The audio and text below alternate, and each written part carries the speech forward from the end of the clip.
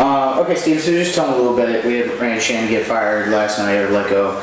Tell me just how surprised were you as soon as you heard that initial news? I was a little surprised. However, I think that the administration down there felt pressured into signing the extension. You know, at Miami, you know, with the attendance being what it is, we'll pay for national champion coaches, but not, you know, getting there. And I think they felt like they were pressured into having to re-sign Randy's extension before they really were ready to. And, you know, so at the end of the day, he wasn't meeting expectations, and so they felt like they needed to go in a different direction. And we had, when his extension was signed, there was a lot of people kind of, a lot of people that were on board with it, a lot of people that were kind of, okay, don't know if he really deserves this yet. At the time, did you think he was deserving of that extension? You know, as a former player and a teammate, you know, sure, give him an extension and keep him here. And it seemed like he was building. And then to really take again, you know, Randy is a victim of expectations that he helped create as a player. And to really take a step backward in the process, which is what I view this season as, and certainly the leadership at Miami views this as, because here you're dealing with 3-year players now, 3-year starters, and you really felt like an ACC championship or certainly a berth in that game was inevitable, and then maybe even a shot at the national championship, and not to meet those expectations, that was tough to swallow.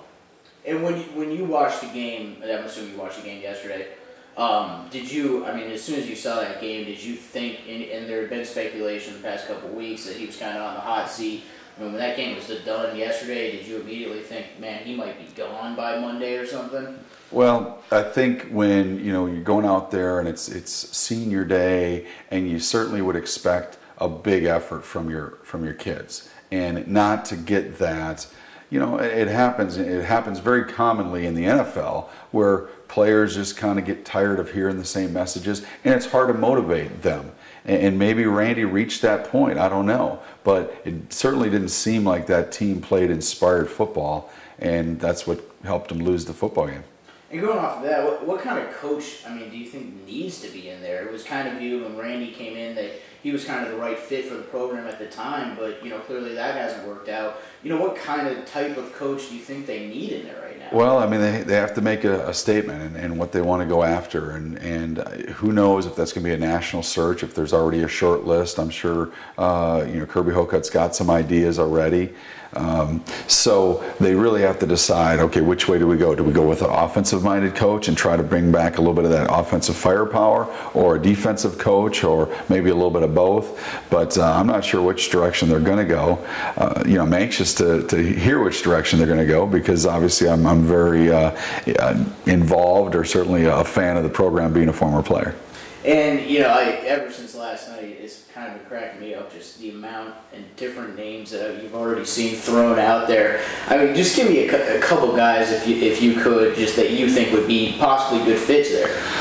Well, I'm not sure who would necessarily be a good fit, but I think, you know, Coach Leach, I think, is somebody that has been rumored in the past linked to that job, and I know he loves Florida. I think he has a place down in the Keys, and, you know, certainly he has that offensive mindset of being a gunslinger, and maybe that fits in.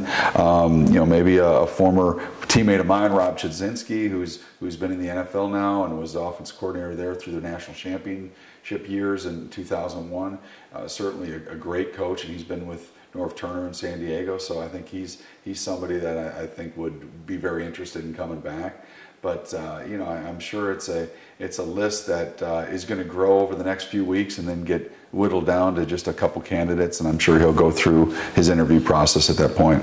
And knowing the people that you know there, how quickly do you expect them to make a decision on this? Well, you have to, because you have, you know, the February signing date coming up, and you have to be able to reach out to all those recruits that have already committed, the recruits that are on the fence, because now everybody, if you have a top recruit that's on the fence, now everybody's going to come in there after them and say, hey, you don't know which direction they're going. Here, come to Florida State. We have Jimbo Fisher, and we have Solidarity.